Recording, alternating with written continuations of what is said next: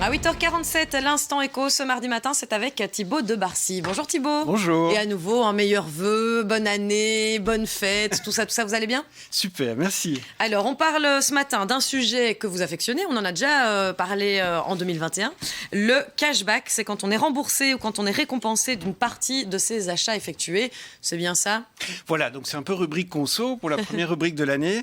Alors en effet, le cashback, c'est lorsque celui qui vous a vendu la carte, ça s'appelle l'émetteur, vous reverse une partie de ce que lui-même touche chaque fois que vous l'utilisez.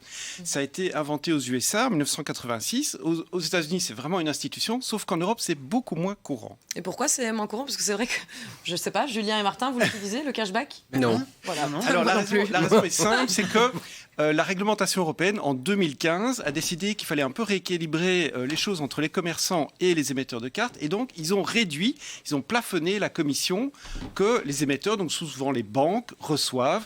Et donc, c'est un peu à l'avantage des commerçants par rapport aux banques. Mais donc pour ce qui est de la Belgique, quoi, c'est fini, ça va changer, quel est le scénario ? Alors non, donc en fait, il y a un village qui résiste. Donc il y a deux acteurs en Belgique qui font encore ça, c'est Beobank et Byway. Mais comme elles sont soumises aux mêmes règles d'interchange que les autres banques, elles le font d'une manière un petit peu différente. Et la première, ça s'appelle le co-branding.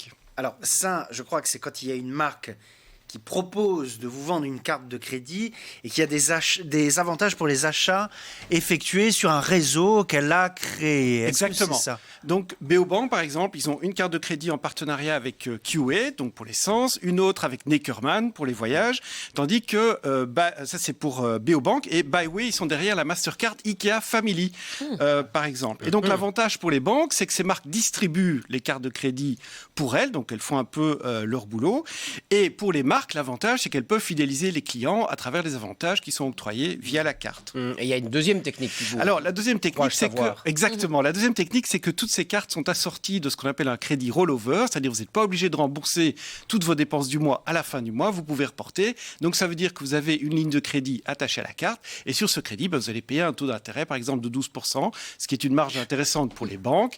Et donc, ça veut dire que grâce à ça, elles financent l'avantage du cashback pour l'ensemble des clients qui utilisent ce produit. Donc il y a les cartes de crédit d'un côté, de l'autre, il y a des apps aussi qui utilisent le même système. Voilà, donc en Belgique, il y a deux apps qui proposent ce système. Il y a Cake, dont on a déjà parlé. Il y en a une autre qui s'appelle Bonzai. Les Français ont Poulpeo, les Italiens et les Luxembourgeois ont Satispay. Donc le principe général est le même, c'est que là, l'avantage est donné directement par les commerçants aux utilisateurs.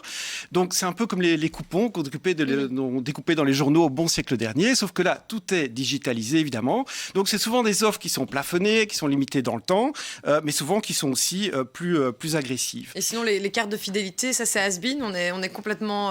Non, alors ça se digitalise aussi. Alors par exemple, en termes de cartes, il y a un accord historique en Belgique entre Brussels Airlines, par exemple, et American Express. Donc ça veut dire que chaque fois que vous utilisez cette carte, vous convertissez ça en miles du programme Miles and More du groupe Lufthansa. Donc, dernière chose, il y a encore les banques belges, donc par exemple ING et KBC, elles ont leur propre système, ça s'appelle les ING plus Deals ou les KBC Deals.